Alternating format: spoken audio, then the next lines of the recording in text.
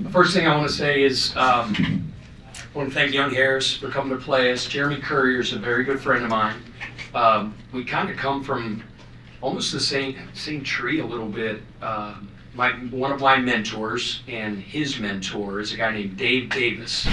Dave Davis was a great D2 coach at Pfeiffer, very, very innovative basketball mind, was a head coach at Newberry for a long time, coached with me at Charleston, my first year at the College of Charleston, and then 2 years at Winthrop, was a part of several championship teams, just a world-class person. And a lot of what we do philosophically comes from Dave Davis, and a lot of what Jeremy does comes from Dave Davis. So I want to make sure I acknowledge him because he's had a major impact on our life. Jeremy's a phenomenal coach, brilliant guy, and so I want to acknowledge them first and foremost. I thought it was great to be out there with the lights on. I told Josh, I've coached hundreds and hundreds of games as a head coach. And coaching a bunch of NCAA tournaments, things like that. This preparation today, these hours leading up to this game, might be the most nervous I've been as a head coach. I'm just being honest. It was just a culmination of a crazy 7 months or so, and just to be out there for the first time, standing on those sidelines, was so nice. The ovation that we got when we came out. Our guys, jumped on them from the tip. Banged a bunch of threes in the first half. They were really guarding, played really hard, and got us off to a great start. Questions for Coach? Go ahead and raise your hand. We'll get a microphone to you. Yeah. Hey, Pat. When you said you were nervous before the game, did you do anything in particular to kind of set yourself at ease, or was it just kind of constantly prepping like you did in the Bahamas? Yeah, I do. My routine is after shoot around, I just basically go into a hole.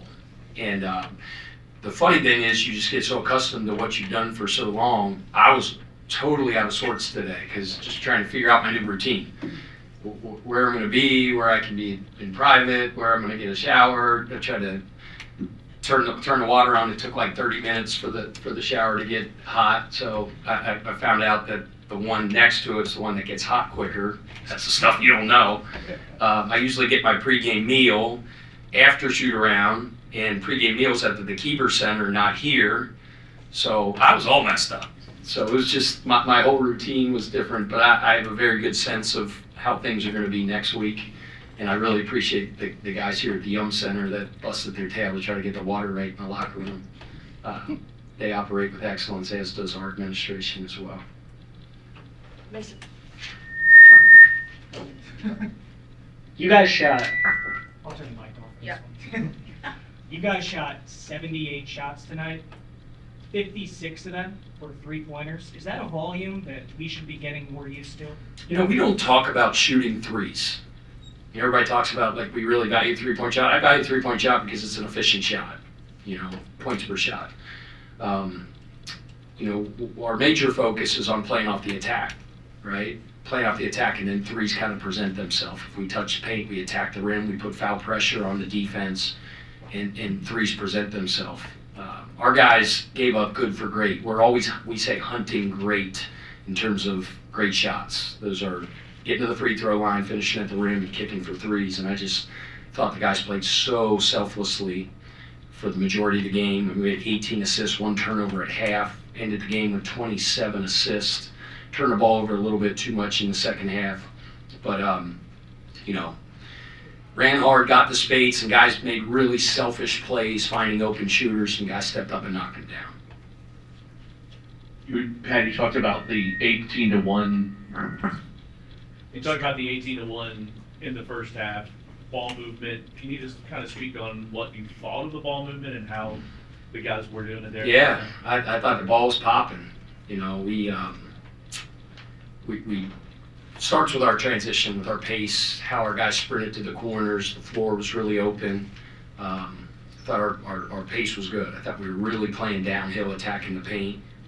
And, you see a couple go in, the crowd gets into it, which was awesome, and then they start flowing a little bit. They obviously weren't as nervous as I was.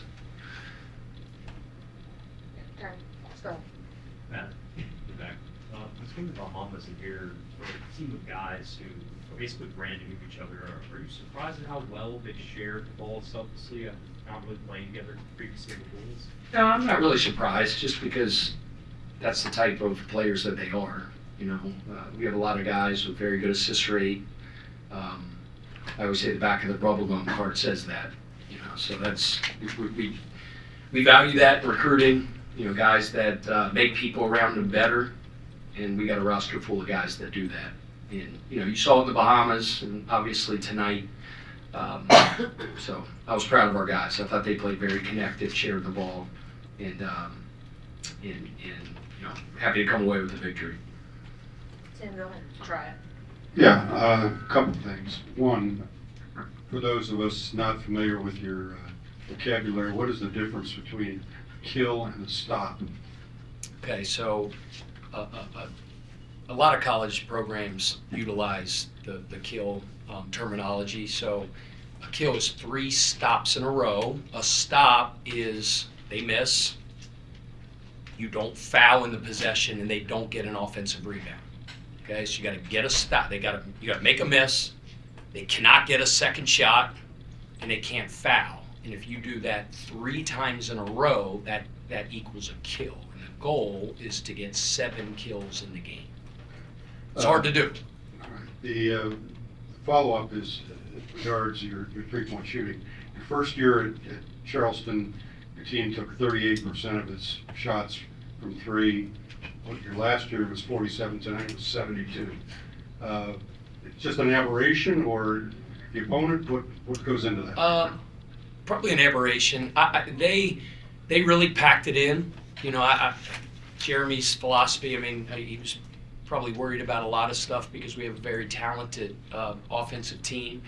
They were going under on a lot of pick and rolls and daring us to shoot behind them, and we stepped up and knocked those down.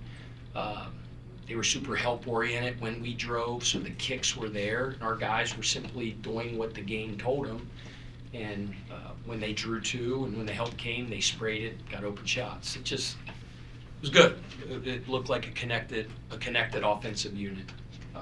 Their offensive rebounding was good. I think we finished the game getting 42% of our misses. I think we were 55% in the first half.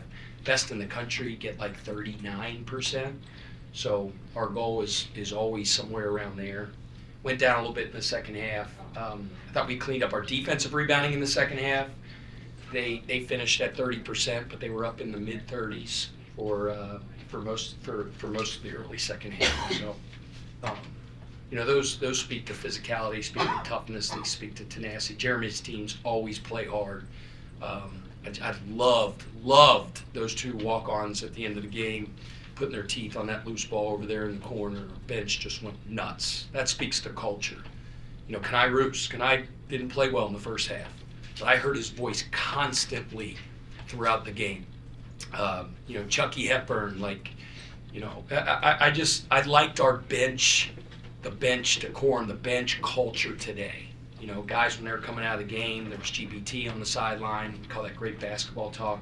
So I was a little mad at my man Spencer Legg, because when those guys went over and ate the loose ball, he didn't run over and pick them up. That stuff drives me nuts. But Spank's a big part of our team, prepares us every single day. He was with us at Charleston, great scout team guy. It all matters, 25 strong. If it's the last 30 seconds of the game and there's a loose ball, you stink and eat it. And that's what Aiden and what Colt did.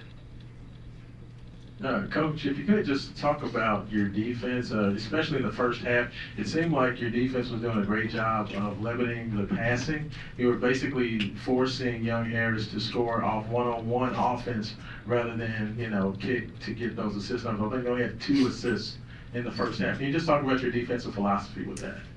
Well, they are a phenomenal attacking driving team.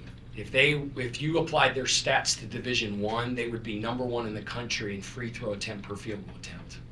So number 35 had 187 free throws last year. Number 20 had 161, and number 12 had 170. That's off the charts. And Jeremy does a great job of putting them in isolation situations, and it's hard to deal with. So we talked about having them play in crowds, really guard the ball, and defend without fouling. In the first half, we were great at it. They didn't even get in the bonus. there was a whistle in the last 30 seconds of the first half, and they had to do a sideline out of bounds. Like that's proud of our guys for attention to detail and that. And then I thought we got a little careless in the second half and started fouling a little bit more. I think you're right. I think like in the first half, our ball pressure was good, which forced them maybe to go one-on-one more. I thought they were able to pepper the ball around a little bit more in the second half, and it allowed them to get a little bit more comfortable. One other question, just in regards to basically anybody who was getting a defensive rebound initiated the offense, and just basically everybody else would run out from there. Like, what advantages does that give you in transition? I just think that makes you really hard to guard in transition. We let our 1 through 5 push the ball. There's some exceptions, but James Scott, 5-man, or if you want to call him a 5, we don't really call it a 5, we call it a hub. Rebounds, push the breaks, advance passes. Just transition offense, playing fast sounds fun, but it's hard, right? It's the cumulative effect of running the floor to our standard for the entire game, even when fatigue seeps in, is one of the ways that we think we wear opponents down. But yeah, 1 through 5 pushing the ball, I think it makes you faster, it makes you more dangerous in transition. Pat, I think after one of Terrence's threes in the first half timeout, the crowd really started getting into it. He was pumping them up. You talked about looking forward to coaching in this environment. Just getting to experience like that moment. It was awesome. Was that what you've been looking forward to? It was awesome. I think the crowd really, really appreciated how we were playing. Guys were playing hard as heck. They were sharing the ball, were banging shots. It was exciting. And it was the first time I heard the young roar. What do they call it in Augusta National? The tiger roar? The young roar. I'm down for it. I'm hoping to have plenty more as we move forward here, but that was a really cool moment. Yeah, Rain was the first guy right after you got the job to commit and just to be a part of this, and for him, he makes it look so easy. It's just like it comes natural, and it's like a free throw almost to him standing behind the line. He's a winner. Cat's a winner. People mistake sometimes. They think he's like, Skip Ross used to call them suburban jump shooters. Like, that's not Rain. Like, that's his deal, and he shoots the blood out of the ball, but like, he's tough as nails. And he's on every single scout report. He's exactly where he needs to be at all times. Like, it's almost like having another assistant coach, just because he knows what we do and how we do it so well. Selfless, he's a team dude. It's a shame I only get to coach him for one more year because he's a joy. Anything else for Coach? I have one more. Considering how Kaysen played during the summer on your all's trip, is kind of a quiet night for him. Was there anything that they didn't kind of take him out of the game, or did you just think that shots weren't falling for him tonight?